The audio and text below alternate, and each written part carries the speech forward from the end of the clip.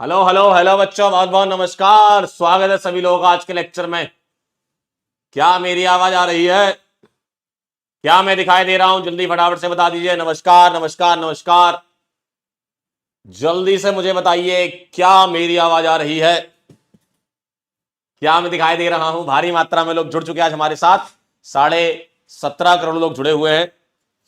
Nancy, रियाज, Alex, क्या बात है, नाम देख रहे हो? एलेक्स, पीयूष, ज्योति, जयदीप, कविता, चांदनी, फैज, सुभा, सानिया, संध्या, नमस्कार नमस्कार नमस्कार। तो क्या हम स्टार्ट कर सकते हैं आज का लेक्चर? आज का लेक्चर है हमारा प्यूरिफिकेशन, क्वालिटेटिव और क्वांटिटेटिव एनालिसिस का। आई होप आप सभी लोगों ने रिवाइज तो किया ही होगा इसको, ठीक है। तो इस लेक्चर की अगर हम बात करें तो इस लेक्चर में थोड़ा थ्योरेटिकल पोर्शन होता है, लेकिन बहुत ज्यादा थ्योरी के बारे में हम बातें ना करके उसको अपन और आसान शब्दों में समझेंगे। रिएक्शन वाइज हम स्टडी करेंगे, क्योंकि एग्जाम में आपकी रिएक्शंस आने वाली हैं, ऑब्जर्वेशन आने वाला है। जैसे आपसे ऐसा पूछा जाएगा कि नाइट्रोजन के लसेइन टेस्ट में कौन सा कंपाउंड बनता है जिसका कलर प्रशियन ब्लू होता है, इस टाइप के सवाल आपके सामने दिखेंगे, ठीक है। या आपसे ऐसा पूछा जा सकता है कि calculate the percentage of bromine in following compound, और कुछ वेट वगैरह दिया जाएगा, ठीक है। या आपसे ऐसा पूछा जा सकता है कि बताइए आरएफ वैल्यू क्या है, या पेपर क्रोमेटोग्राफी किसका एग्जाम्पल है, ठीक है। इस टाइप के सवाल होते हैं इसमें। क्लियर है एकदम? तो सवाल एकदम डायरेक्ट मिलेंगे। जितनी थ्योरी आज हम पढ़ेंगे इन्हीं में से कोई ना कोई सवाल आपको नजर आता हुआ दिखेगा, यानी कि आपके 4 नंबर पक्के हो जाएंगे, ठीक है। चलिए तो शुरू करते हैं, फिर क्विक रिवीजन करेंगे और सवाल कर लेंगे, ठीक है।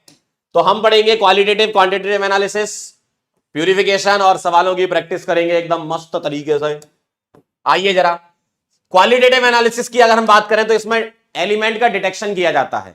एलिमेंट का डिटेक्शन कैसे किया जाता है इसके बारे में हम बात कर रहे हैं। जैसे कार्बन का डिटेक्शन करो, हाइड्रोजन का डिटेक्शन करो किसी ऑर्गेनिक कंपाउंड में, फॉस्फोरस का करो, सल्फर का करो, नाइट्रोजन का करो, हेलोजन का करो, ठीक है। इन सब एलिमेंट के डिटेक्शन हम करेंगे। जैसे अगर मुझे क्वालिटेटिव एनालिसिस करना है किसका, कार्बन और हाइड्रोजन का, तो उसके लिए बहुत आसान है। कोई भी ऑर्गेनिक कंपाउंड जिसमें कार्बन प्रेजेंट है उसकी सीयूओ के साथ रिएक्शन कराते हैं, और हाइड्रोजन प्रेजेंट है तो सीओ के साथ रिएक्शन कराते हैं। यहां पर 2 कंपाउंड बनते हैं, एक CO2 और एक H2O। कोई बड़ी बात नहीं है आपके लिए, कोई बड़ी बात नहीं है भाई।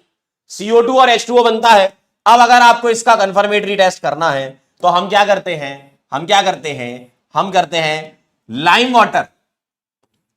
लाइम वाटर को CO2 क्या कर देता है, मिल्की, और आपको यह पता है कि मिल्कीनेस डिसअपीयर हो जाती है due to the formation of calcium hydrogen carbonate. अगर आप CO2 और H2O एक्सेस में डाल देते हो ना, तो मिल्कीनेस जो है वो डिसअपीयर हो जाती है कैल्शियम हाइड्रोजन कार्बोनेट बनने की वजह से, ठीक है। ये घुल जाता है, जबकि ये क्या होता है, मिल्की होता है। सही बात है। और अगर पानी की बात करें तो एनहाइड्रस कॉपर सल्फेट जो होता है वो व्हाइट कलर का होता है, लेकिन पानी के 5 मॉलिक्यूल जब इसके पास आ जाते हैं तो कलर ब्लू हो जाता है, और इसको बोलते हैं बेटा ब्लू विट्रियोल। तो अगर ब्लू कलर आ रहा है यानी कि हाइड्रोजन रहा होगा, ठीक है, और मिल्की आ रहा है यानी कि कार्बन रहा होगा। सही बात है, सही बात है भाई। तो ये कहानी है। तो मिल्कीनेस यहां पर डिसअपीयर हो जाती है। तो ये कार्बन और हाइड्रोजन की डिटेक्शन हो गई। इसी तरीके से आगे चलते हैं, इस क्रम को आगे बढ़ाते हैं। अगर आपको नाइट्रोजन, सल्फर, फास्फोरस और हेलोजन को डिटेक्ट करना है तो आपके सामने एग्जाम में सीधा सवाल मिलेगा कि लसाइन टेस्ट किसके लिए किया जाता है। तो आपको ऐसे ध्यान रखना है कि पंकज सर निकले हॉलीडे पर, पंकज सर निकले हॉलीडे पर। डायरेक्ट सवाल आपके सामने आ सकता है ये कि लसाइन टेस्ट इनमें से किस एलिमेंट के लिए यूज नहीं करते हैं, है ना। तो किसके लिए करते हैं वो आपको पता चल जाएगा, तो आप ये बता पाओगे कि किसके लिए नहीं करते हैं, ठीक है। तो किस किस के लिए करते हैं भाई साहब, नाइट्रोजन, सल्फर, फास्फोरस, हेलोजन के लिए यूज किया जाता है। और इसमें हम क्या करते हैं, कोवेलेंट कंपाउंड से हम कन्वर्ट करते हैं आयनिक कंपाउंड में। कोवेलेंट से आयनिक में कन्वर्ट करते हैं क्योंकि आयनिक कंपाउंड्स में आयंस बन जाते हैं और आयंस में रिएक्शन इजीली हो जाती है, इसलिए हम कोवेलेंट से आयनिक कन्वर्जन करते हैं। अब अगर किसी कंपाउंड में नाइट्रोजन है तो उसमें कार्बन का होना बहुत जरूरी है। तभी आप नाइट्रोजन का डिटेक्शन कर पाओगे। तो यहीं पर एक और सवाल बनता है कि कौन से कंपाउंड से लसेन टेस्ट से नाइट्रोजन का डिटेक्शन किया जाता है। ऑर्गेनिक कंपाउंड में कार्बन और नाइट्रोजन दोनों होना बहुत जरूरी है, क्योंकि आपको NaCN बनाना है। इसको बोलते हैं लसेन एक्सट्रैक्ट। क्या बोलते हैं? आयनिक कंपाउंड है ये लसेन एक्सट्रैक्ट होता है। ठीक है, अगर सल्फर हुआ तो Na2S बनेगा, हेलोजन हुआ तो NX बनेगा, फास्फोरस हुआ तो ऑक्सीडाइजिंग एजेंट के प्रेजेंस में Na3PO4 बनता है। ठीक है, तो ये आपको लसेन एक्सट्रैक्ट पता होने चाहिए। डायरेक्ट सवाल हो सकता है बेटा कि नाइट्रोजन का लसेन एक्सट्रैक्ट क्या होता है? NaCN। सल्फर का क्या होता है? Na2S। हेलोजन का क्या होता है? NaX। फास्फोरस का Na3PO4, है ना? तो ये आपको लसेन एक्सट्रैक्ट याद होने चाहिए। अब एक एक करके इनका डिटेक्शन कर लेते हैं। मान लीजिए आपको नाइट्रोजन दिया जा रहा है, मतलब आपको नहीं पता ना, लेकिन नाइट्रोजन का डिटेक्शन करना है। कैसे पता चलेगा कि ऑर्गेनिक कंपाउंड में नाइट्रोजन था? वो ऐसे पता चलेगा कि फेरस सल्फेट FeSO4, ये +2 होता है ना, फेरस सल्फेट की NaCN के साथ रिएक्शन कराते हैं तो सबसे पहले बनता है Na4FeCN6, जिसको बोलते हैं सोडियम हेक्सासाइनोफेरेट सेकंड कैसे आया? इसकी ऑक्सीडेशन नंबर तुमको निकालनी है। 4 + x - 6 = 0। तो यहां से x क्या आ जाएगा? +2, और +2 के लिए यहां पर क्या लिखा जाता है? सेकंड। और अगर तुम्हारा कोऑर्डिनेशन कंपाउंड में मेटल एनायनिक पार्ट में है तो फेरेट लिखा करते हैं। सही बात है, सही बात है। और अब जो ये बना है Na4FeCN6, इसकी रिएक्शन कराते हैं फेरिक सल्फेट के साथ। और ये कैसे बनता है? फेरस के ऑक्सीडेशन से बन जाता है फेरिक। Fe+2 से के ऑक्सीडेशन से Fe+3 बन जाता है। ठीक है, तो जब इसकी रिएक्शन इसके साथ होती है तो फाइनल कंपाउंड जो आपको ध्यान रखना है, जो आपको एग्जाम में पूछा जाएगा, वो होगा फेरीफेरोसाइनाइड, जो कि प्रशियन ब्लू कलर का होता है। फेरी कहां से आया? कॉम्प्लेक्स के बाहर आयरन में +3 ऑक्सीडेशन नंबर है। फेरो कहां से आया? कॉम्प्लेक्स के अंदर +2 ऑक्सीडेशन नंबर है। बाहर +3 अंदर +2, तो बोलते हैं फेरीफेरो। क्या बोलते हैं बेटा? फटाफट से सभी लोग कमेंट करके बताएं, क्या बोलते हैं इसको? फेरीफेरो। क्या बोलते हैं? फेरीफेरो। डायरेक्ट सवाल आएगा पेपर में भाई। फेरीफेरो। बाहर होता है +3, अंदर होता है +2, तो उसका बोलते हैं फेरीफेरो। और नाइट्रोजन का डिटेक्शन अगर आपको करने का है ना, तो ये कंपाउंड बनेगा। कौन सा कंपाउंड बनेगा? ये बनेगा फेरीफेरो। ठीक है, चलिए आगे चलते हैं। सल्फर के डिटेक्शन के लिए 2 रिएक्शंस होती हैं। आपके पास जो लसाइन एक्सट्रैक्ट हुआ करता था वो था क्या? Na2S। इसकी रिएक्शन लेड एसीटेट के साथ कराते हैं, तो यहां पर तुमको कैटायन एनायन को एक्सचेंज करना है। इसका प्लस इसके माइनस से और इसका माइनस इसके प्लस से जोड़ो तो PbS का ब्लैक कलर आ जाता है। ध्यान से नाइट्रोजन में क्या बनता है? फेरीफेरो। सल्फर में क्या बनता है? PbS, black colour. और एक और रिएक्शन होती है, अगर सोडियम नाइट्रोप्रोसाइड के साथ रिएक्शन कराओगे, किसकी? लसेन एक्सट्रैक्ट की, तो मैथमेटिकली ऐड कर देंगे। जैसे 2 सोडियम यहां है, 2 सोडियम यहां है, तो 2 + 2 ये क्या हो गए? 4। और सल्फर को NO के साथ आगे ऐड कर दो तो क्या बन जाएगा? नोज। ये वॉयलेट कलर का होता है। और सल्फर के लिए तुम्हें 2 कंपाउंड ध्यान रखने हैं। क्या बनता है? एक तो PbS ब्लैक कलर का, और वॉयलेट कलर का बनता है Na4FeCN5 नोज। ठीक है, मैथमेटिकली ऐड कर देना सीधा सीधा। फटाफट से सभी लोग कमेंट करके लिखेंगे क्या क्या था। पहला लिखो PbS, लिखते जाओगे तो आपको याद हो जाए, कॉपी में भी लिखते जाओ। आपको ऑब्जर्वेशन ध्यान रखने हैं। ठीक है, क्या बनता है? PbS बनता है। और क्या बनता है? सोडियम नाइट्रोप्रोसाइड के साथ Na2S सीधे सीधे जोड़ दो मैथमेटिकली। 2 सोडियम + 2 सोडियम, 4 सोडियम होते हैं, और NO बन जाता है नोज। ठीक है, NO क्या बन जाता है? नोज बन जाता है। तो ये 2 ऑब्जर्वेशन सल्फर के डिटेक्शन के लिए है। एक बड़ी इंपॉर्टेंट सी रिएक्शन होती है, और ये पेपर में आने के चांसेस बहुत बहुत ज्यादा है। इसको आप ओपी पॉइंट बना के बाद में लिख लेना, अभी समझ लीजिए।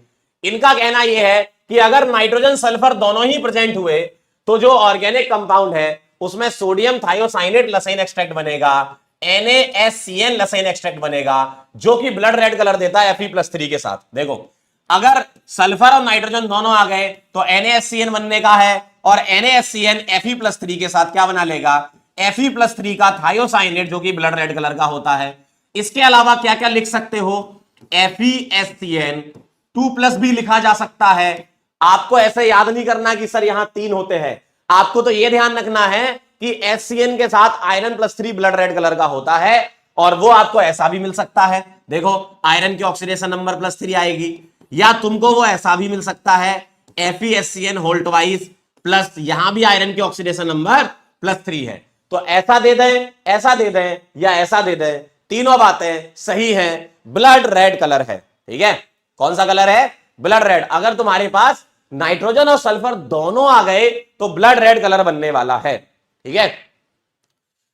अब जरा ध्यान दीजिएगा, अगर आपने इस एक्सट्रैक्ट में सोडियम को एक्सेस में डाल दिया, किसमें? NaHCN में आपने सोडियम एक्सेस में डाल दिया तो थायोसाइनाइड टूट जाता है। मैं ऐसे रिएक्शन लिख के बताता हूं। NaHCN में अगर तुमने सोडियम एक्सेस में ले लिया तो ये टूट जाएगा, NaCN बनाने लगेगा और Na2S बनाने लगेगा और ये दोनों इंडिविजुअल टेस्ट देने लगेंगे। देखो जरा, NaCN वाला टेस्ट कौन सा देने लगेगा? नाइट्रोजन वाला यानी कि फेरीफेरो वाला, और सल्फर वाला कौन सा देने लगेगा? या तो PbS वाला, नहीं तो सोडियम नाइट्रोप्रोसाइड वाला। सही बात है, वॉयलेट कलर वाला जो बनता है। क्लियर है एकदम? आकृति का कहना खूनी लाल, बिल्कुल सही बात है। ब्लड रेड को हम खूनी लाल बोला करते हैं। आगे चलते हैं। हेलोजन का वो तो बहुत आसान है। सिल्वर नाइट्रेट वाली रिएक्शन कितनी बार तुमने पढ़ रखी है ना? बहुत आसान है ये। क्या होता है? जब कभी भी सोडियम फ्यूजन एक्सट्रैक्ट यानी कि NaX होता है, इसको जब तुम सिल्वर नाइट्रेट से ट्रीट कराते हो तो अगर क्लोरीन हुआ तो AgCl बन जाएगा और AgCl एक्सेस अमोनिया में सॉल्युबल होता है। और ये तुमने ऑर्गेनिक में बहुत बार पढ़ रखा है, टॉलरेंस रिएजेंट नाम बोलते हैं इसको। सही बात है। तो अगर क्लोरीन प्रेजेंट हुआ ऑर्गेनिक कंपाउंड में तो उसका लसाइन एक्सट्रैक्ट NaCl बनेगा। जब तुम सिल्वर नाइट्रेट डालोगे तो AgCl व्हाइट PPT बनने लगेगा और एक्सेस अमोनिया डाल दोगे तो सॉल्युबल हो जाएगा, घुल जाएगा, जिसको अपन टॉलरेंस टेस्ट बोलते हैं, टॉलरेंस रिएजेंट बोलते हैं, ठीक है। अगर आपके पास ब्रोमीन हुआ तो पेल येलो कलर यानी कि येलोइश PPT, मतलब व्हाइट और येलो के बीच का, AgBr बनेगा। और अगर आपके पास आयोडीन हुआ तो AgI बनेगा। सिंपल सी बात है। AgBr जो है वो स्पेरिंगली सॉल्युबल होता है एक्सेस अमोनिया में और AgI जो है वो इनसॉल्युबल होता है। AgCl soluble, AgBr partially soluble या स्पेरिंगली सॉल्युबल और AgI इनसॉल्युबल होता है। ये आपके हेलोजन के टेस्ट हो गए, ठीक है। अब जरा ध्यान से देखिएगा, अगर नाइट्रोजन सल्फर प्रेजेंट है तो सोडियम फ्यूजन एक्सट्रैक्ट को बॉयल कर देते हैं कंसंट्रेटेड HNO3 के साथ, ताकि जो NaCN है और Na2S है वो डिकम्पोज हो जाए। अगर ये डिकम्पोज नहीं हुआ तो दिक्कत आ जाएगी, ये इंटरफेयर करने लगेंगे रिएक्शन में, NaCN वाला टेस्ट देने लगेंगे और Na2S वाला टेस्ट देने लगेंगे। अगर आपको इनको हटाना है तो कंसंट्रेटेड HNO3 के साथ आप बॉयल कर दे तो अगर कहीं NaCN बनता है तो वो HCN गैस के फॉर्म में निकल जाएगा और Na2S बनता है HNO3 में, वो H2S गैस के फॉर्म में निकल जाएगा। अदरवाइज क्या हो जाएगा? अगर आपने इनको डिकम्पोज नहीं कराया, अगर आपने गैसेस बना के नहीं उड़ाया तो NaCN और Na2S डिकम्पोज नहीं होंगे तो ये रिएक्शन देने लगेंगे सिल्वर नाइट्रेट के साथ, एक AgCN बना लेगा और एक Ag2S बना लेगा। तो आपको पता नहीं चलेगा कि कौन से एलिमेंट का डिटेक्शन हुआ है। भाई सीधी सी बात है, तुम हेलोजन का टेस्ट कराने गए थे, तुम्हें सल्फर और नाइट्रोजन फ्री फोकट में मिल गया कंपाउंड में, तो उसको हटाना होगा ना। कैसे हटाओगे? HNO3 के साथ बॉयल कर दो। जो नाइट्रोजन प्रेजेंट होगा उसका लसेन एक्सट्रैक्ट तो बन ही चुका होगा NaCN, क्योंकि तुमने सोडियम के साथ फ्यूज किया होगा पहले, तो NaCN बन चुका होगा। उसको HNO3 के साथ बॉयल कर दोगे तो HCN बना के उड़ जाएगा। और अगर सल्फर होगा तो उसका लसेन एक्सट्रैक्ट बन चुका होगा Na2S, तो उसको भी हटाना है तो कंसंट्रेटेड HNO3 के साथ बॉयल करके H2S बना के उड़ा देना उसको, तो ये दोनों उड़ जाएंगे तो हम इंटरफेरेंस से बच जाएंगे। ये एलिमेंट इंटरफेयर नहीं करेंगे, मतलब आपका हेलोजन का मस्त टेस्ट चलता रहेगा। लेकिन अगर आपने नहीं हटाया तो AgCN और Ag2S बन जाएंगे, जो कि आपके लिए बहुत नुकसानदेह है, ठीक है। क्लियर है? तो ये कहानी थी क्वालिटेटिव एनालिसिस की। आइए अब चलते हैं क्वांटिटेटिव एनालिसिस। बहुत आसान आसान सी चीजें हैं, बहुत आसान आसान सी चीजें। क्या एक पेज में लिख लें अपन? बताओ, ये जो इतना बड़ा एक पेज में लिख लें, मजा आ जाएगा। लिख लें क्या? चलिए, अब आप कह रहे हो तो लिख ही लेते हैं। आओ जरा एक पेज में लिख देते हैं, पेपर से पहले बस एक बार देख के चले जाना इनको। चलिए आइए जरा, ये हो गया भैया कार्बन हाइड्रोजन। उसके बाद क्या पढ़ा था अपन ने? नाइट्रोजन, ठीक है। इसी में अपन सल्फर खेल लेंगे और यहां हेलोजन खेल लेंगे। चलिए एक काम करते, बहुत मस्त काम कर लेते। क्या? कार्बन CuO के साथ CO2 बना लेगा और लाइम वाटर मिल्की कर देगा। हाइड्रोजन CO के साथ H2O बना लेगा और कॉपर सल्फेट ब्लू कर देगा। ठीक है, कार्बन हाइड्रोजन हो गया। नाइट्रोजन की बात करें तो NaCN ये बनाएगा Fe4 FeCN6, ऐसे लिख देता हूं। ऑब्जर्वेशन लिख लीजिए। नाइट्रोजन के लिए NaCN क्या कर रहा होगा, ये लसाइन एक्सट्रैक्ट जो है वो कन्वर्ट हो जाएगा फेरीफेरो Fe4 FeCN6 होल थ्राइस। ठीक है, प्रशियन ब्लू। अगर हम सल्फर की बात करें तो जो Na2S है ये ब्लैक कलर का PbS बनाएगा और सोडियम नाइट्रोक्लोराइड वाला Na2FeCN5NO ये मैथमेटिकली ऐड करो Na4FeCN5 नोज। ठीक है, सल्फर वाले दो हो गए। और अगर nitrogen and sulphur both are present तो NaSCN होगा और NaSCN जो है वो Fe+3 के साथ ब्लड रेड कलर का FeSCN होल थ्राइस बना लेगा। सही बात है। अगर आपके हेलोजन हो गए तो NaX उसका लसाइन एक्सट्रैक्ट क्या करेगा, या तो वो AgCl होगा या वो AgBr बनाएगा या वो AgI बनाएगा सिल्वर नाइट्रेट के साथ। ठीक है,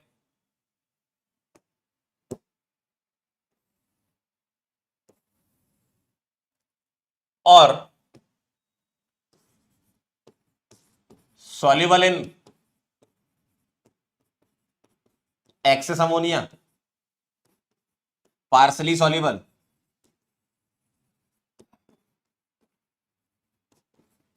और इनसॉल्युबल। सही बात है। ये कहानी थी आपकी क्वालिटेटिव एनालिसिस की। ठीक है, बहुत ही आसान शब्दों में लिख लो, बहुत अच्छा रहेगा, है ना। कलर लिखना चाहो तो ये होता है व्हाइट, ये पेल येलो या येलोइश, और ये डार्क येलो। ठीक है, इसका होता है ब्लड रेड, इसका होता है वॉयलेट, जी हो गया ब्लैक, जी हो गया प्रशियन ब्लू। ठीक है, ये मिल्की और जी हो गया ब्लू। यहां पर एक बात ध्यान रखनी कि अगर सल्फर एंड नाइट्रोजन प्रेजेंट हुए तो आपको बॉयल करना होगा किसके साथ, HNO3 के साथ, ताकि आपके दो काम हो जाएं, HCN के फॉर्म में उड़ जाए और ये H2S के फॉर्म में उड़ जाए। ठीक है, क्लियर है बेटा, यो कहानी है। ठीक है, डन। अच्छा, एक फास्फोरस वाला भी बचा है, अमोनियम फॉस्फोमोलिब्डेट यहां लिख देता हूं मैं। ठीक है, कैनरी येलो कलर का होता है। फास्फोरस का और ऐड कर देता हूं, Na3PO4 जो होता है अमोनियम मॉलिब्डेट के साथ MOO4, ये बनाता है अमोनियम फॉस्फोमोलिब्डेट।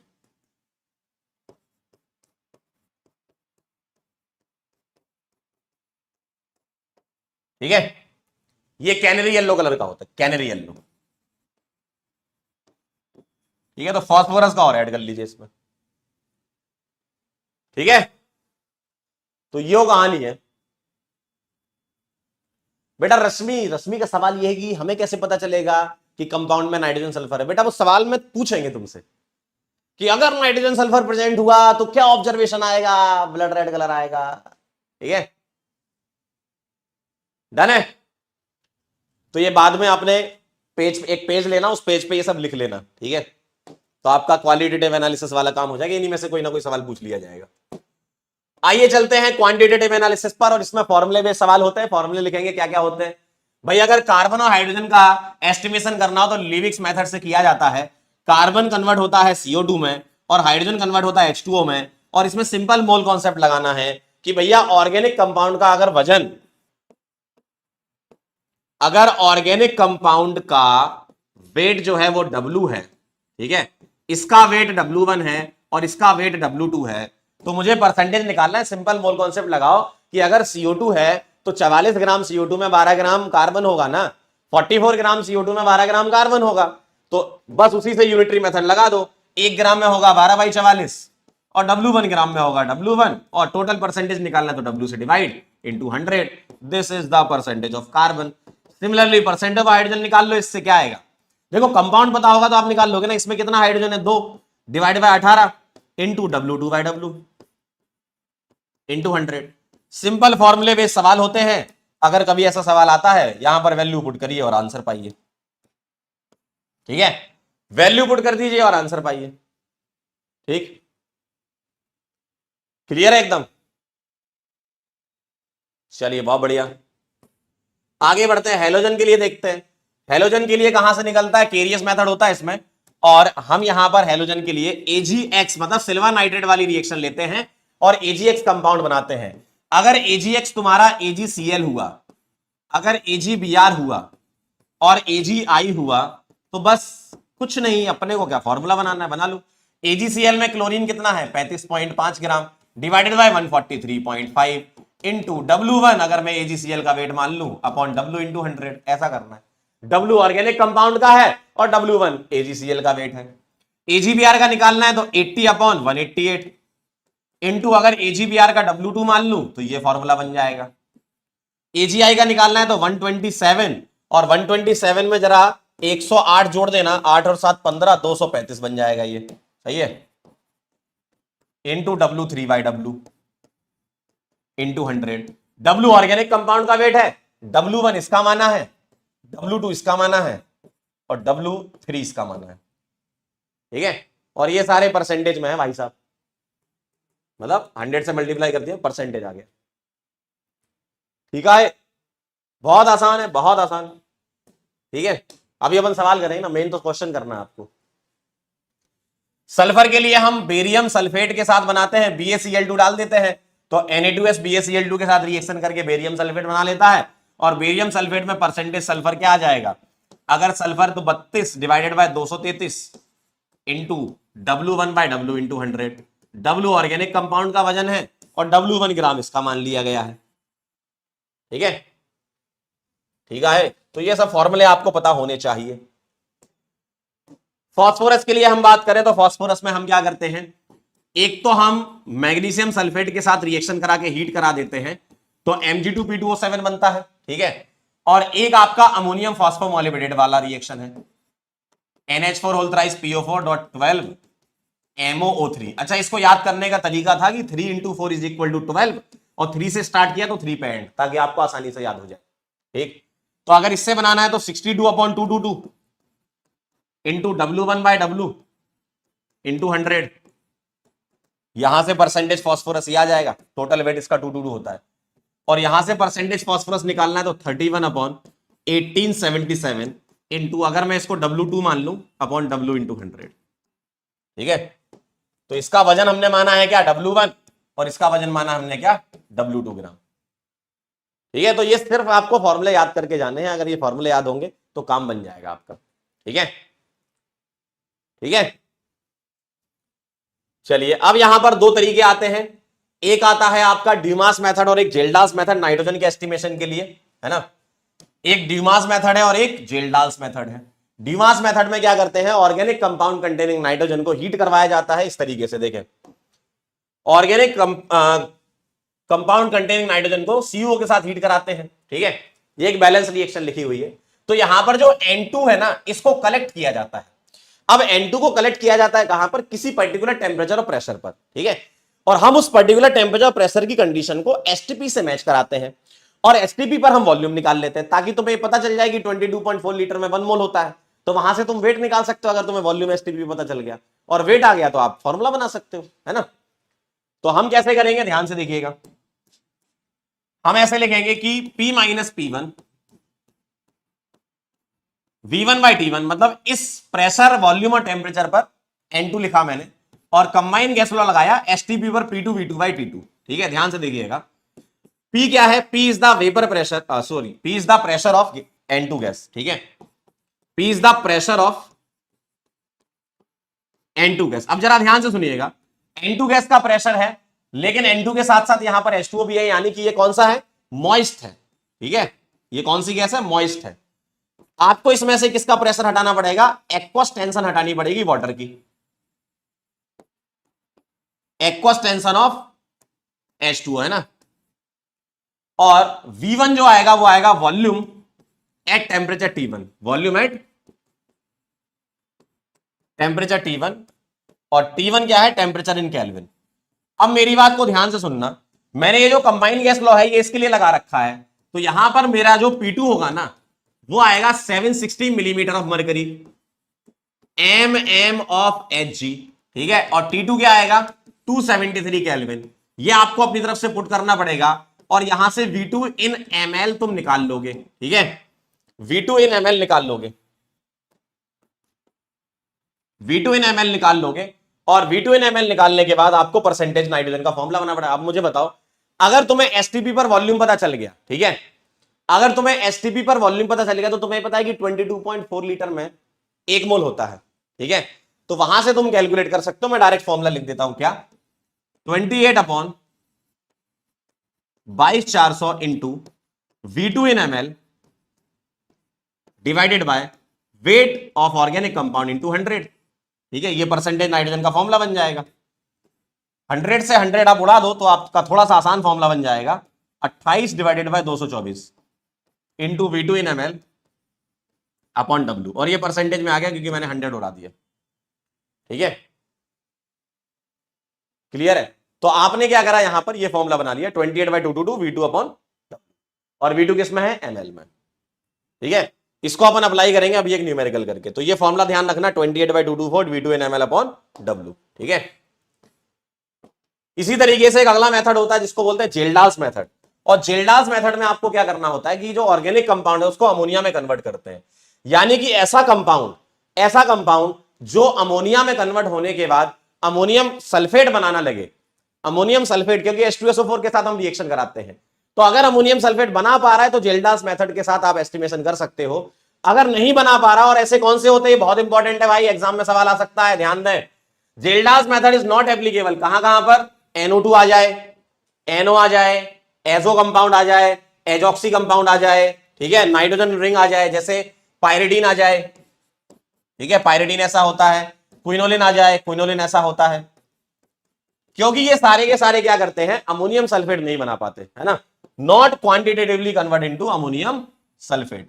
तो ऐसे ऑर्गेनिक कंपाउंड जो अमोनियम सल्फेट बनाएंगे वो जेल्डाल मेथड से एस्टिमेट कर पाओगे, ये वाले नहीं बनाते हैं, ध्यान रखिएगा। NO2, NO, azoxy, azo, nitrogen ring, pyridine हो गया, क्विनोलिन हो गया, ये सब रिएक्शन नहीं देंगे जेल्डाल्स मेथड से, ठीक है।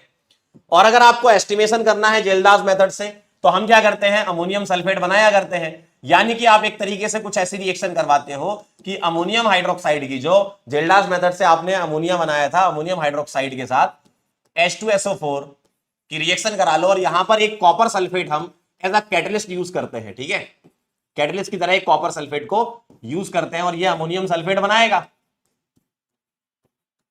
ठीक। तो हमें ये चेक करना है कि आपने H2SO4 कितना यूज किया, तो परसेंटेज नाइट्रोजन जो आएगा वो आ जाएगा 1.4 upon W into normality into volume इन ml, ठीक है। और ये किसके लिए यूज कर रहे हो आप, एसिड के लिए नॉर्मेलिटी और वॉल्यूम यूज कर रहे हो। कभी कभी सवाल में मोलरिटी दिया जाएगा, आप n फैक्टर से मल्टीप्लाई कर देना, नॉर्मेलिटी आ जाएगी, है ना, n फैक्टर से मल्टीप्लाई कर देना, नॉर्मेलिटी आ जाएगी। तो इसका हमें यूज करना होगा, ठीक है। आइए अब कुछ सवाल हो जाए आपसे, चलिए भाई सवाल कर लीजिए जरा फटाफट से। क्या सवाल कह रहे हैं, which of the following set of element can be detected by Lassaigne test. चलिए फटाफट से आंसर बताएं, लसाइन टेस्ट से किसको डिटेक्ट कर सकते हो, जल्दी से जल्दी से जल्दी जल्दी जल्दी से जल्दी से बताओ, जल्दी से बताइए फटाफट से। क्या आंसर लग रहा है आपको, क्या आंसर लग रहा है बेटा, ये सवाल आपके पेपर में भी आ सकता है, जेईई मेन में आया है 2024 में भाई, ताजा ताजा है ये, आपके यहां सीधे आ सकता है सवाल। Which of the following set of element can be detected by Lassaigne test, बोलो भाई। पंकज सर निकले हॉलीडे पर, निकल गए एकदम भाई साहब, ढोलकपुर आंसर है, ठीक है, ढोलकपुर आंसर है, चलिए बहुत बढ़िया। अगला सवाल करते हैं जरा, क्या कह रहे हैं आपसे। In Kjeldahl's method estimation of nitrogen containing 1 gram of organic compound, nitrogen is converted to ammonia which is further treated with H2SO4, है ना। ठीक है, तो अब आप मुझे बताओ, मोलरिटी अगर 2 है तो नॉर्मेलिटी कितनी आ जाएगी, 2 इंटू 2 यानी कि 4। क्यों, H2SO4 का इनफैक्टर 2 होता है। ठीक है, परसेंटेज नाइट्रोजन आपका आ गया 1.4 अपॉन W कितना है, 1 ग्राम, इंटू नॉर्मेलिटी कितनी है भाई साहब 4, और वॉल्यूम ml में कितना है 10। आंसर आ चुका है आपका, बता दीजिए कितना आ गया है, बता दीजिए कितना आ गया है। 56% आपका आंसर आ चुका है। देखिए कितना सिंपल है, कितना सिंपल है, बताएं जरा, बोले भाई। Pushpa the fire, very good, बहुत बढ़िया। Dhruv ji very nice. एकता, रिया, दपाई, संदीप, आदित्य, अलीशा, वेरी गुड। चलिए आगे बढ़ते हैं। अगला सवाल आपसे कहा जा रहा है, for the test of halogen in the Lassaigne test why sodium extract is washed with concentrated HNO3। बताओ HNO3 का इस्तेमाल क्यों किया जाता है जब तुम हैलोजन का डिटेक्शन करवा रहे होते हो। बेटा एक बच्ची ने अभी सवाल पूछा था शुरू में, वो यही है, देखो आपको क्वेश्चन में पूछा जाएगा ऐसे, मतलब आपको जानकारी होनी चाहिए। आपको अगर बस पता होगा ना, सवाल बन जाएगा। जानकारी वाला चैप्टर है बस। बताओ क्या लग रहा है आपको। NaCl और Na2S को रिमूव करना है, HCN गैस के फॉर्म में उड़ता है और H2S गैस के फॉर्म में उड़ता है। अगला सवाल आपके सामने आपकी जिंदगी पर यह लिखा है, बताओ। Nitrogen, sulphur, phosphorus, halogen, match the column. Column match करने का, कॉलम मैच करने का, बोले भाई। नाइट्रोजन के लिए कौन सा लगा दूं, सल्फर के लिए कौन सा लगा दूं, फास्फोरस के लिए कौन सा लगा दूं, हैलोजन के लिए कौन सा लगा दूं, बताओ। नाइट्रोजन के लिए तो भाई साहब लग जाएगा फेरी फेरो। अरे मालिक अभी तो बताया था तुमको, नाइट्रोजन के लिए फेरी फेरो अभी तो बताया था थोड़ी देर पहले।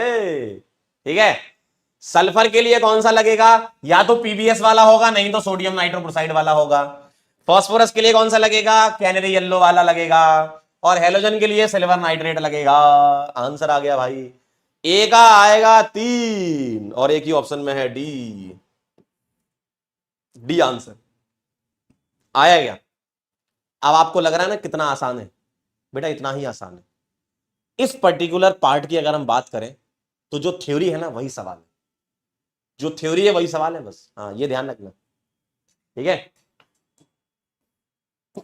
चलिए जरा अगला सवाल करके बताएं। A solution of Fe+3 when treated with K4FeCN6 gives the Prussian blue precipitate due to the formation. बताओ प्रशियन ब्लू का क्या आंसर आने का, बोलो भाई।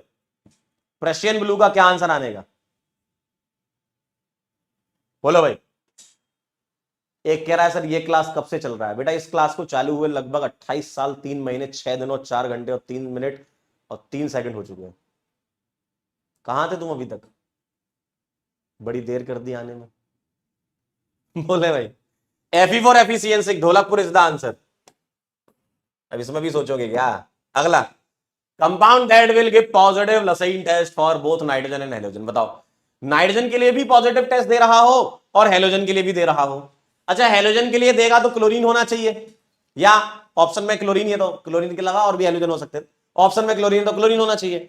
अगर नाइट्रोजन का डिटेक्शन होगा, सुनिएगा, अगर नाइट्रोजन का डिटेक्शन होगा तो बेटा कार्बन फ्री में आता है। अगर नाइट्रोजन का डिटेक्शन होगा तो कार्बन फ्री में आता होना चाहिए भाई, तभी तो नाइट्रोजन का लसेन एक्सट्रैक्ट NaCN बनाओगे। सही बात है ना, तभी तो लसेन एक्सट्रैक्ट NaCN बनेगा, कार्बन तो होना चाहिए। चलिए भाई अगला सवाल आपके सामने। 0.4 ग्राम ऑर्गेनिक कंपाउंड दे रहा है, 0.376 ग्राम AgBr, ठीक है, और ब्रोमीन का परसेंटेज निकालना है। इससे अच्छा आसान क्या होगा भाई, परसेंटेज Br हो जाएगा भाई साहब 80 डिवाइडेड बाय 188। देख रहे हो आप, देख रहे हो, आपको ये सब भी दे रखा है। W1 कितना है 0.376 डिवाइडेड बाय W कितना है 0.4 इंटू 100, ये आ गया आपका परसेंटेज में आंसर।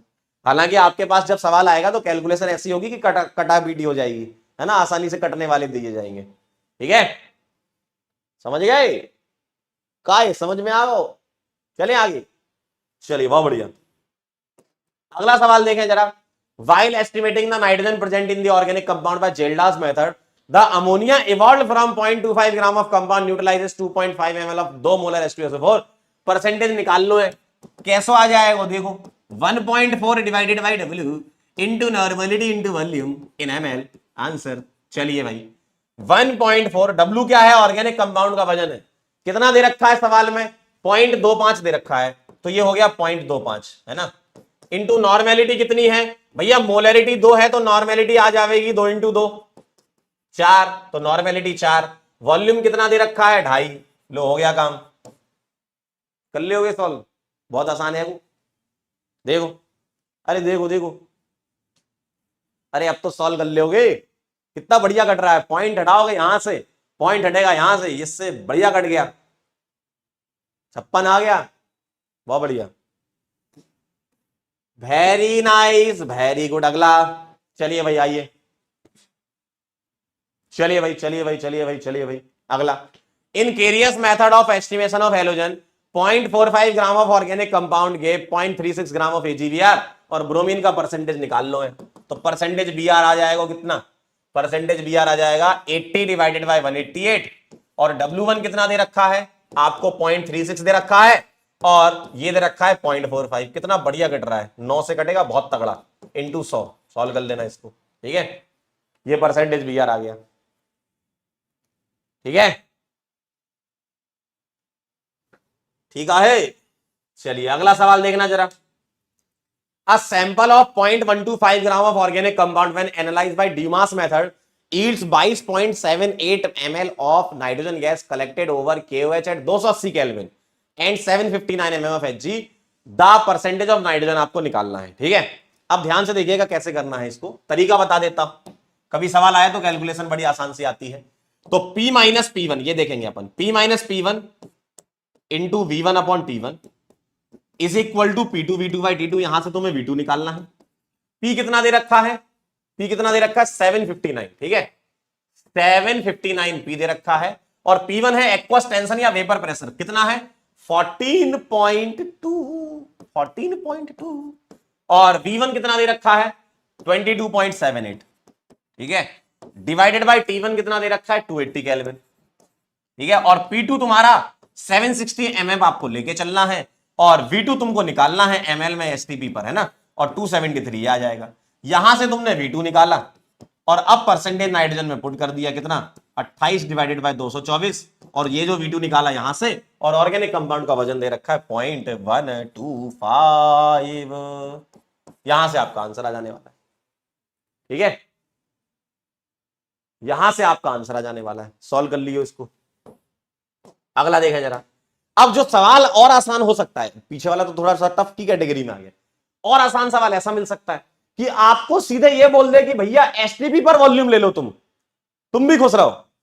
अगर आपको सवाल में सीधा ये बोल दे, जैसे 0.2 ग्राम ऑर्गेनिक कंपाउंड है, ठीक है, नाइट्रोजन का एस्टिमेशन करना ड्यूमास मेथड से, volume of N2 evolve at STP. ओ भैया तुमको एसटीपी का दे रखा है, तो सीधे फार्मूला लगाएंगे, सीधे फॉर्मूला लगाएंगे 28/224 इंटू ये क्या दे रखा है तुमको? V2। तो ये आ जाएगा 22400 डिवाइडेड बाय वेट कितना है? 0.2। हो गया आंसर, लो ये आ गया आंसर। भाई दो प्रकार के सवाल हो सकते हैं ड्यूमास में, ध्यान से सुनिएगा। ड्यूमास में दो प्रकार के सवाल, पहला वाला सवाल जिसमें डायरेक्ट V2 मिल जाए, ऐसे कर लो सीधे फॉर्मूला पुट करके, और दूसरा सवाल जो पीछे किया था जिसमें डायरेक्ट V2 नहीं दिया तो निकालना पड़ेगा, और उसके आने के चांसेस बहुत कम है। लेकिन हाँ, हमने एक सवाल इसलिए कर लिया कि मान लो कभी आ गया, कैलकुलेशन बड़ी आसान होगी तो आप कर पाओ, ठीक है, ठीक है, ठीक ला रहे। चलिए बहुत बढ़िया, स्टेटमेंट बेस्ड सवाल आपके सामने आ रहा है, और इसको सॉल्व कर लीजिए जरा फटाफट से, बताएं क्या आंसर आएगा। लसेन के टेस्ट में जब नाइट्रोजन और सल्फर दोनों प्रेजेंट होते हैं तो सोडियम थायोसाइनेट बनता है क्या? क्या ये स्टेटमेंट सही है? एकदम सही है। अगर दोनों नाइट्रोजन और सल्फर प्रेजेंट हुए ऑर्गेनिक कंपाउंड में तो एक्सेस ऑफ सोडियम यूज कर लेते हैं ताकि ये डिकम्पोज हो जाए NaCN और Na2S में। बिल्कुल सही है, दोनों स्टेटमेंट मेरे को तो करेक्ट दिख रहे हैं। अब आप बताओ आपको दिख रहे हैं कि नहीं? अरे आपको करेक्ट दिख रहे हैं कि नहीं, जल्दी से बोले, बोलिए भाई, आपको करेक्ट दिख रहे हैं ये स्टेटमेंट दोनों? बहुत बढ़िया, Afifa, Pushpa, doctor M degree, कैसा नाम रखा भाई इनने? कौन है ये? इसका नाम है डॉक्टर M डिग्री, गजब नाम है भाई, M डिग्री, वाह। चले आगे।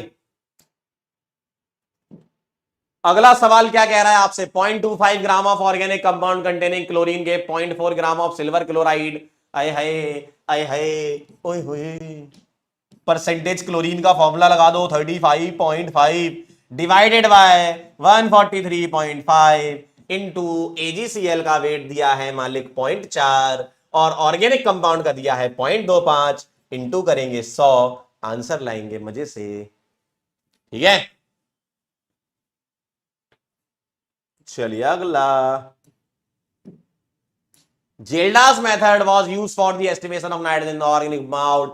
The ammonia evolved from 0.55 gram of organic compound, W पता चल गया, आय हाय ओए होए, देखो परसेंटेज नाइट्रोजन आ गया 1.4 अपॉन W कितना दे रखा है तुमको, 0.55 दे रखा है, इनटू नॉर्मेलिटी कितनी दे रखी है, मोलरिटी 1 है, नॉर्मेलिटी में n फैक्टर 2 से मल्टीप्लाई हो जाएगा, तो 2 इंटू वॉल्यूम दे रखा है 12.5 ml में रखना है आंसर। ठीक है, ठीक है, डॉल्फिन इधर देखो, सही है, साइनोबैक्टीरिया एकदम सही कह रहे हो तुम। ड्यूरिंग हैलोजन का test sodium fusion extract is boiled with HNO3। देखो कई बार तो रिपीट सवाल आया यार, अभी पीछे किया अपन ने, decompose cyanide and sulphide of sodium, क्या बना लेता है बताओ, बताओ इसका क्या लिख दूं और इसका क्या लिख दूं, बोलो डिकम्पोज होने पर क्या बनता है, बोलो इधर देख, क्या बनता है बोलो, ये बनाता है HCN, उड़ी बाबा, और ये भी H2S, उड़ी उड़ी उड़ी बाबा, सही है, चलिए बहुत बढ़िया। हाँ भाई, the formula of purple colour formed in the Lassaigne test of the sulphur using nitroprusside, आय हाय ओए होए, बोलो सल्फर के टेस्ट में दो थे, एक तो पीवीएस था और दूसरा वही वाला पूछा है, वही वाला पूछा है तुमसे, बोलो Na4FeCN5 नोज, NO का बनता है नोज, नोज होती है कैसी कलर की, बताओ नोज का कलर क्या होता है, पर्पल या वॉयलेट कलर होता है। चलिए अगला सवाल, Fe+3 cation gives a Prussian blue precipitate on addition of potassium ferrocyanide due to the formation of, अभी किया है थोड़ी देर पहले यार, Fe4FeCN6 बोलते रहे, बार बार वही आएगा, एक बार पढ़ें बार बार नंबर लाएं, जो आप पढ़ेंगे वही आपके बच्चे पढ़ेंगे, तो ये कंपाउंड कभी चेंज नहीं होने वाला है। आज आप ये प्रशियन ब्लू कलर का कॉम्प्लेक्स पढ़ेंगे, आज से 20-30 साल बाद भी ये कॉम्प्लेक्स पढ़ाया जाएगा, इसलिए आज याद रखें आगे काम आएगा। ठीक है, देखिए हाय, Prussian blue colour obtain in the Lassaigne test for the nitrogen due to the formation of, बाहर क्या होता है फेरी, फेरी मतलब +3 और अंदर होता है फेरो, फेरो मतलब +2, तो फेरी फेरो वाला है, यानी कि आयरन थर्ड बाहर होगा तो 2 हटा दो, थर्ड होगा, और अंदर क्या होगा 2 होगा, 3 2 32 है ना, इसका मतलब क्या है, जब आप 32 की एज के हो जाओगे तब आपके बच्चे कॉम्प्लेक्स पढ़ रहे होंगे। ठीक है, चलें आगे। In Gelda's method, ammonia from 5 gram of food utilizes 30 centimetre cube of 0.1 normal acid, भैया परसेंटेज नाइट्रोजन निकल जाएगा ऐसे, 1.4 अपॉन W कितना 5 इंटू नॉर्मेलिटी कितनी है 0.1 और वॉल्यूम कितना है 30, अब आगे आप जानते हैं। ठीक है, क्लियर है एकदम, बहुत बढ़िया, इधर देख लो तनक। In Dumas method, 0.5 gram of organic compound containing nitrogen gave 112 ml of nitrogen at STP, सीधा V2, STP, बिट्टू है बिट्टू, STP, तो परसेंटेज नाइट्रोजन आ जाएगा 28 upon 224 into Bittu 112 divided by W 0.5, answer सही है, क्लियर एकदम। चलिए बहुत बढ़िया, अगला सवाल, 0.32 gram of organic compound containing sulphur produces 0.233 gram of barium sulphate, percentage sulphur is equal to 32 divided by 233 into W1, देख रहे हो, देख रहा है विनोद, ऐसा आएगा क्वेश्चन, देख रहा है, देखिए कितना बढ़िया, ऐसे आने चाहिए सवाल और ऐसे ही आ सकते हैं, काटा पीटी अच्छी हो जाती ना। ठीक है, ठीक है, रश्मि का कहना है कि सर ये सफिशिएंट है क्या, बेटा जब तक क्वालिटेटिव और क्वांटिटेटिव आपके सिलेबस में रहेंगे तब तक ये मोर देन सफिशिएंट है।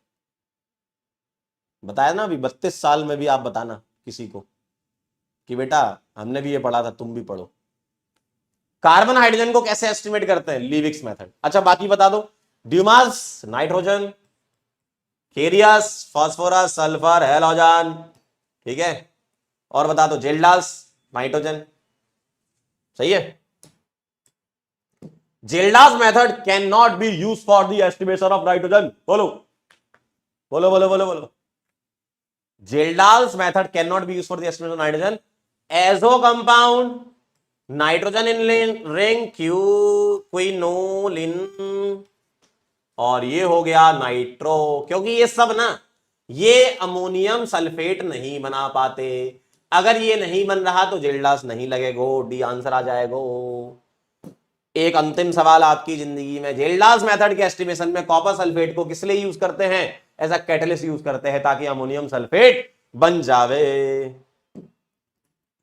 चलिए भाई अब चलते प्यूरिफिकेशन पर, ठीक है। अब चलते हैं प्यूरिफिकेशन पर। छोटी छोटी सी बातें हैं इसमें, अलग अलग प्रकार की प्यूरिफिकेशन टेक्निक यूज करते हैं। पहली बात, प्यूरिफिकेशन क्यों करते हैं? इंप्यूरिटीज को दूर करने के लिए, ऑर्गेनिक कंपाउंड में से इंप्यूरिटीज हटाने के लिए। जैसे सॉलिड के लिए हम यूज करते हैं सब्लिमेशन और क्रिस्टलाइजेशन, और लिक्विड और गैसेस के लिए डिस्टिलेशन। इसमें अलग अलग प्रकार के डिस्टिलेशन पढ़ेंगे। डिफरेंशियल एक्सट्रैक्शन, इसमें सोडियम हाइड्रोजन कार्बोनेट वाली बड़ी इंपॉर्टेंट रिएक्शन है। और क्रोमेटोग्राफी में हमें पढ़ना है टीएलसी, कॉलम और पेपर क्रोमेटोग्राफी, ठीक है। 3 प्रकार की होती है ये।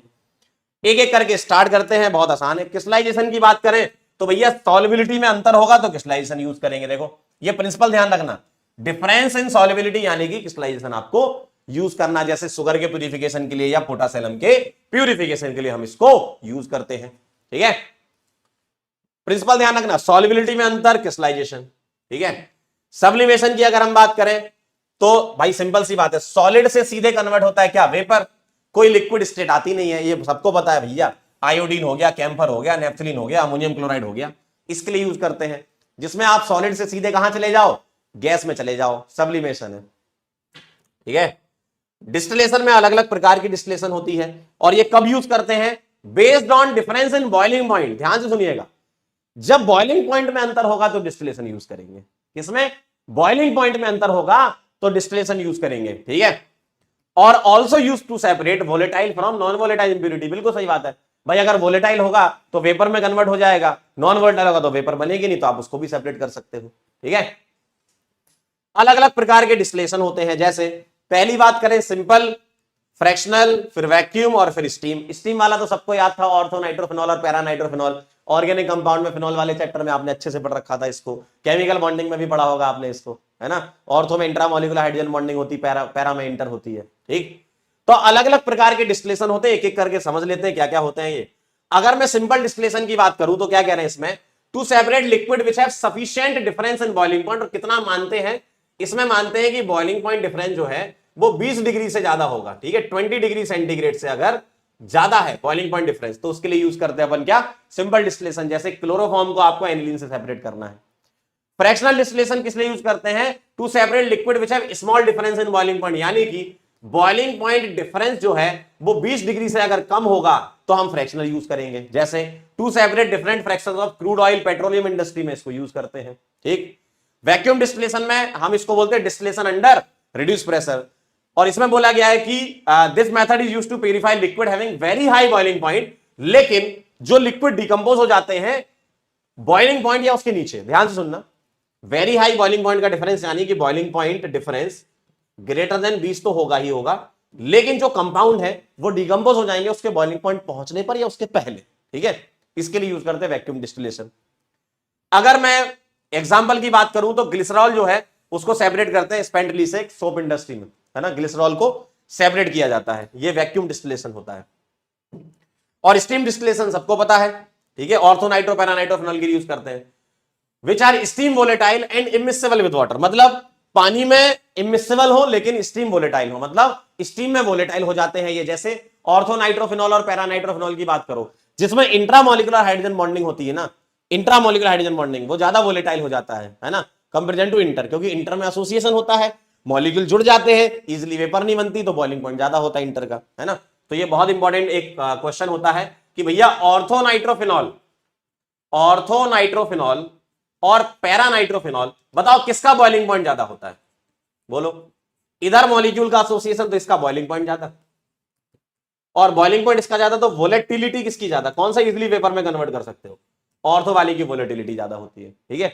बाकी आप एनिलीन को, नाइट्रोबेंजीन को भी आप सेपरेट कर सकते हो स्टीम डिस्टिलेशन से। ध्यान रखिएगा, जो वाटर में इमिसिबल होते हैं लेकिन स्टीम में वोलेटाइल होते हैं, उनके लिए यूज करते हैं ये। अगला भैया डिफरेंशियल एक्सट्रैक्शन मेथड, बहुत आसान है। NaCO3 वाली रिएक्शन इसमें ध्यान रखनी है। इसमें क्या होता है डिफरेंशियल एक्सट्रैक्शन में? इसका प्रिंसिपल क्या? Difference in solubility of organic compound in different solvent.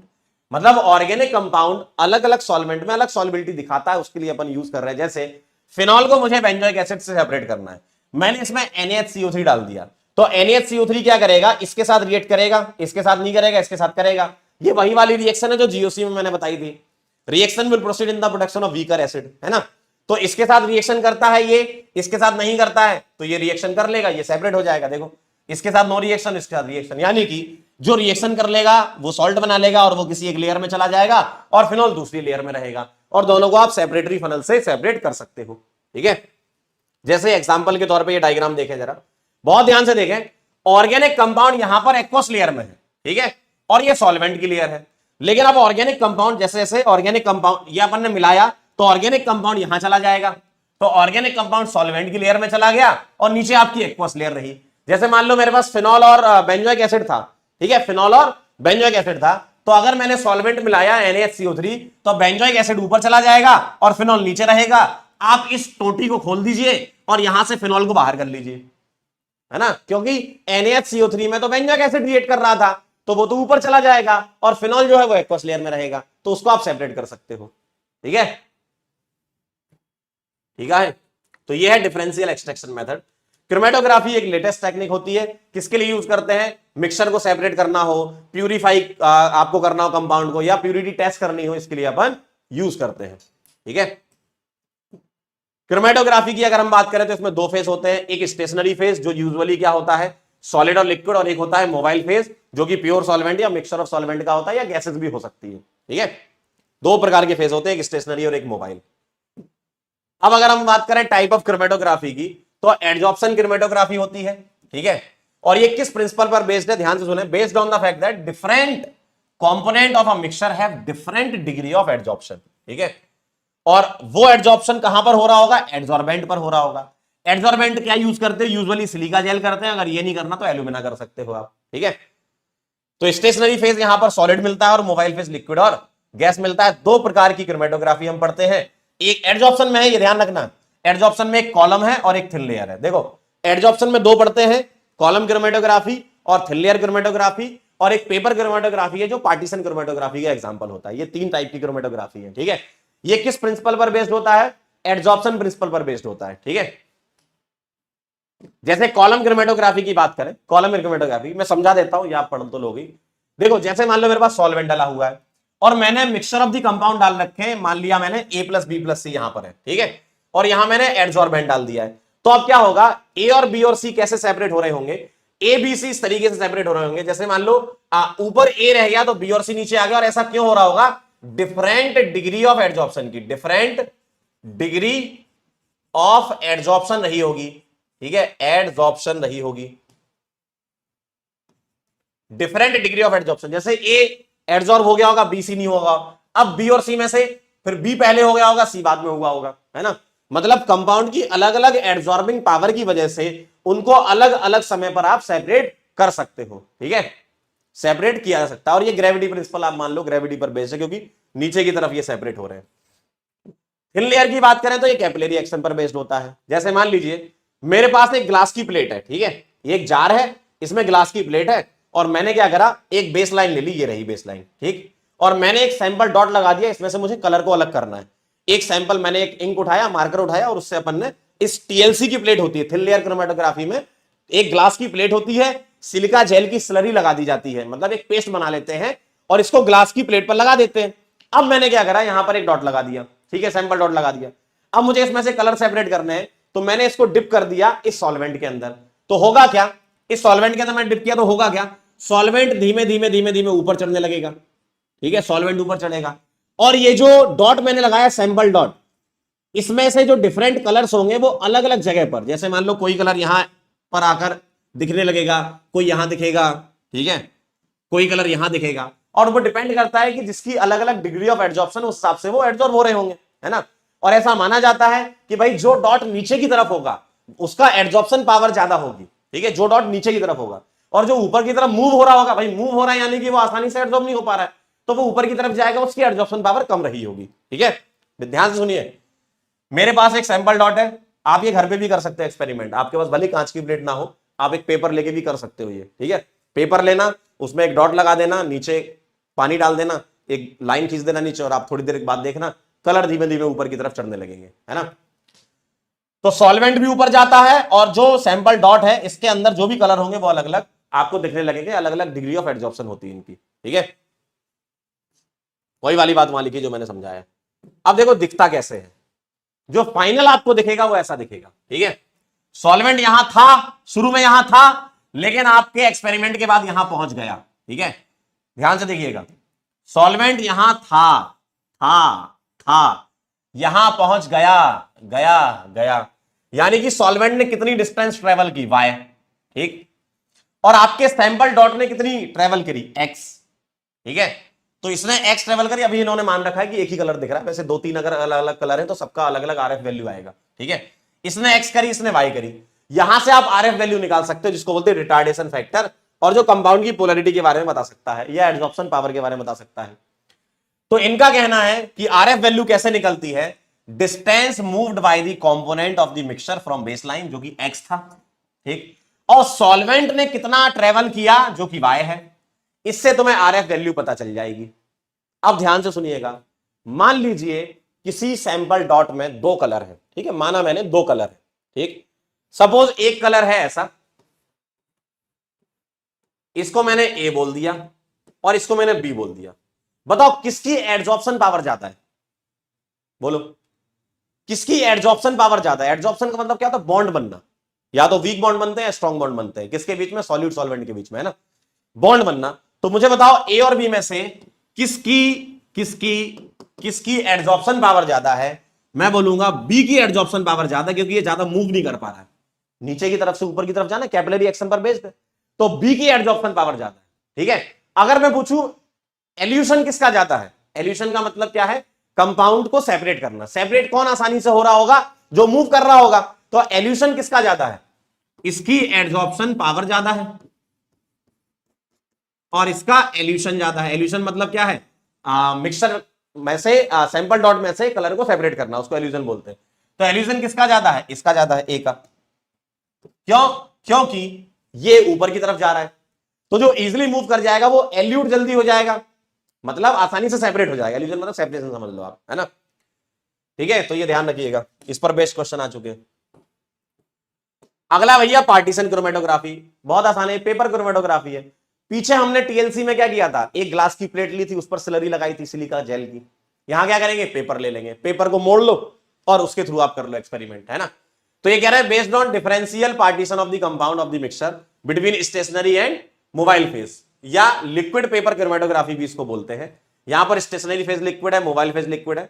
एक special quality paper known as chromatography paper, मतलब नॉर्मल पेपर को आप क्रोमेटोग्राफी पेपर में कन्वर्ट कर सकते हो, ठीक है।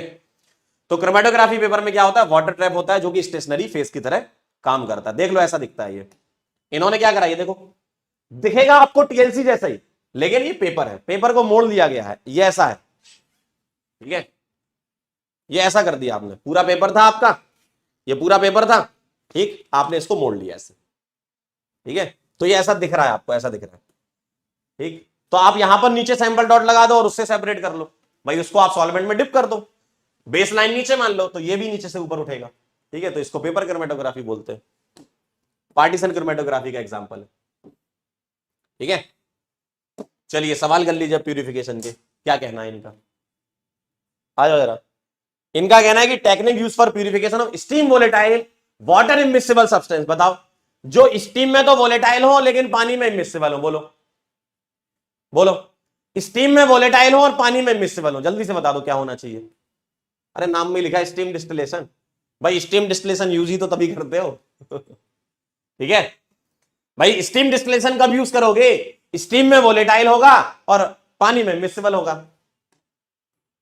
अगला बताओ, using column chromatography mixture of two compound A and B was separated, A eluted first, ध्यान सुनना, A eluted first, this indicate B has. अभी मैंने बताया भी था आपको, अगर ए पहले एल्यूट हो गया तो बी वाले की क्या कहानी है, बताएं जरा, बताओ। बी वाला नीचे रहेगा, सही है, यानी कि आरएफ वैल्यू इसकी कम होगी। भाई आरएफ वैल्यू तो ज्यादा तब होती है ना जब ट्रेवल ज्यादा करता, क्योंकि जो पर्टिकुलर कंपोनेंट है वो ट्रेवल करेगा, वो न्यूमरेटर में आता है फॉर्मूले में, और सॉल्वेंट डिनोमिनेटर में आता है ना। तो ए और बी में से आरएफ वैल्यू ए की ज्यादा है बी से, इतना कंफर्म है। ए हो जाएगा एल्यूट फर्स्ट यानी कि सेपरेट फर्स्ट, और बी हो जाएगा एडजॉर्प्शन पावर ज्यादा। ठीक है, तो मुझे बता दो जरा, आरएफ वैल्यू कम होनी चाहिए, हाई तो होनी नहीं चाहिए, लो आरएफ, और स्ट्रॉन्ग वीक है, स्ट्रॉन्ग है, डी आएगा आंसर, ढोलकपुर आंसर आएगा। सही है ना भाई, जो मूव ही नहीं कर पा रहा यानी कि सॉल्वेंट ने उसको पकड़ रखा है, बॉन्ड अच्छा बना रखा है, तभी आसानी से मूव नहीं कर पा रहा, तभी एडजॉर्प्शन पावर ज्यादा है। ठीक है, अगला बताओ, paper chromatography is an example of partition chromatography का, है ना। इसमें वाटर जो है वो ट्रैप रहता है पेपर में, स्टेशनरी फेज की तरह काम करता है। अगला बताओ, the separation of the mixture of the two compound by chromatography technique is based on differential adsorption, adsorption principle पर बेस्ड है क्रोमेटोग्राफी। ठीक है, अगला, phenol on reaction with dilute nitric acid gives two product, which method will be most efficient for the large scale separation. बताओ phenol के लिए कौन सा यूज कर, दो प्रोडक्ट यानी कि ऑर्थोनाइट्रोफिनॉल और पैरानाइट्रोफिनॉल, और इसके लिए क्या यूज करते हो, स्टीम डिस्टिलेशन यूज करते हो। ठीक है, अगला सवाल, thin layer chromatography of the mixture shows the following observation. भाई आपने एक सैंपल डॉट लगाया, उस सैंपल डॉट में तीन कलर थे, एक ए एक बी और एक सी, बताओ जरा the correct order of the elution of this in the silica gel column. बताओ कौन पहले एल्यूट हो गया होगा, जो ऊपर आता है, फिर उसके बाद ये, फिर उसके बाद ये, ए सी और बी, ऊपर वाला यानी कि पहले सेपरेट हो गया, पहले एल्यूट हो गया, ए सी बी आ जाएगा अगला आंसर। देखो भाई ऊपर अगर सैंपल डॉट में से तीन कलर थे, एक ए एक सी और एक बी, पहले ए आया यानी कि वो पहले मूव कर गया होगा, पहले एल्यूट हो गया होगा, पहले सेपरेट हो गया होगा, फिर सी आएगा, फिर बी आएगा। ठीक है, अगला बताओ, calculate RF value solvent travelled by 3.5 centimetre और सॉल्यूट ट्रेवल बाय 0.5। तो आरएफ क्या आ गया, solute divided by solvent, 0.5 upon 3.5। ठीक है, अगला बताओ, for differential adsorption method which type of chromatography is used. बताओ डिफरेंशियल एडजॉर्प्शन में कौन सी क्रोमेटोग्राफी यूज करते हैं, टीएलसी और कॉलम यूज करते हैं डिफरेंशियल एक्सट्रैक्शन में, यानी कि एक्स और वाई दोनों आ जाएंगे, है ना। डिफरेंशियल एडजॉर्प्शन में कौन सी क्रोमेटोग्राफी यूज करते हैं, थिन लेयर और कॉलम अलग होती है, और पेपर क्रोमेटोग्राफी पार्टीशन क्रोमेटोग्राफी का एग्जांपल है ना। अगला बताएं जरा, विच of the following is a purification method based on difference in solubility of the compound. Solubility अलग अलग है यानी कि क्रिस्टलाइजेशन यूज करते हैं, याद करें, सबसे पहले लिखा था adsorption method is used in chromatography. ठीक है, तो ये कहानी थी आपकी आज की। जाते जाते हम आपको बोलना चाहते हैं थैंक यू सो मच, बहुत बहुत धन्यवाद आपका, आप यहां पर आए और आपने हमसे खूब सारे सवाल करवाए, अच्छा लगा हमको। ठीक है, छोटा सा चैप्टर था, जो चीजें मैंने बताई बस उतनी चीजें ध्यान रखनी है। ठीक है, एक सवाल आएगा 4 नंबर पक्के हो जाएंगे, एक सवाल आएगा 4 नंबर पक्के हैं आपके। ठीक है, क्लियर है, हाँ बस इतना ही था इसमें। देखो पहले तो तुम्हें यह समझना जरूरी है कि ये सीरीज किस लिए है। ये वो सीरीज नहीं है कि साल भर पढ़ेंगे सर आराम आराम से, और साल भर पढ़ के जो है सर आराम आराम से सारी चीजें चलेंगी, और जो है आपका सर फिर से जीरो से पढ़ा दो। अब ये सीरीज उसके लिए थोड़ी है, पहले आपको ये समझना होगा कि आपके साथ जो हो रहा है वो क्यों हो रहा है, तभी आप ये समझ पाओगे कि आपको क्या करना है।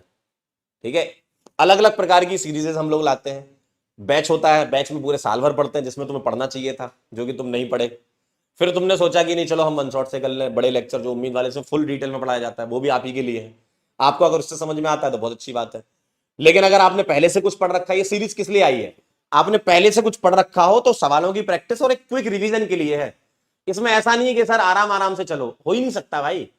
हर एक सीरीज की अपनी रिक्वायरमेंट थी और उसी रिक्वायरमेंट को फुलफिल करने के लिए उत्थान सीरीज लाई गई है। ठीक है, जिन बच्चों को ऐसा लग रहा है कि सर बहुत तेज हो रहा है, तो ये सीरीज ही तेज है, इसको स्लो करेंगे तो वो इस सीरीज के साथ बहुत बड़ी ज्यादती हो जाएगी। क्योंकि आपको बहुत कम टाइम में क्विक रिवीजन कराने के लिए हम ये लाए थे।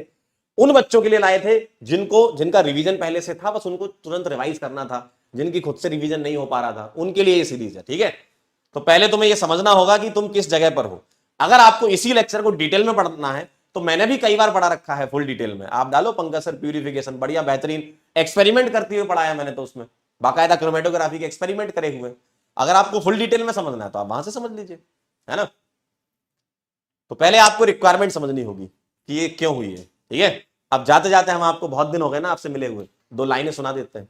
ठीक है, और कल भी अपना लेक्चर है तो कल आ जाना भाई, हाइड्रोकार्बन चालू हो रहा है कल से। हाँ भाई, जाते जाते थोड़ी हैवी वाली हो जाए।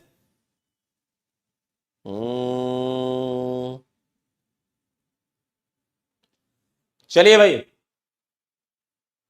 चलिए इधर इधर आई, 2 लाइनें नहीं, आज 4 सुनाऊंगा आपको, है ना। होली थी ना, होली की भी तो रह गई एक। सुनिए जरा ध्यान से, जो निभा ना सकूं ऐसा वादा नहीं करता, जो निभा ना सकूं ऐसा वादा नहीं करता, मैं बात अपनी औकात से ज्यादा नहीं करता। जो निभा ना सकूं ऐसा वादा नहीं करता, मैं बात अपनी औकात से ज्यादा नहीं करता। भले तमन्ना रखता हूं आसमान छूने की, भले तमन्ना रखता हूं आसमान छूने की, मगर किसी को गिराने का इरादा नहीं रखता। ठीक है, तो चलिए अब आपसे मुलाकात होगी कल। हाइड्रोकार्बन पढ़ के आना, ऐसा नहीं कि सर फिर से समझा दो सारा, समझाएंगे, रिवाइज कराएंगे, सवाल कराएंगे, पढ़ के तो तुमको आना है पहले, है ना, तभी तुमको इस सीरीज से फायदा मिलेगा। ठीक है, मिलते हैं बेटा फिर, तब तक के लिए ओके बाय, जय हिंद जय भारत।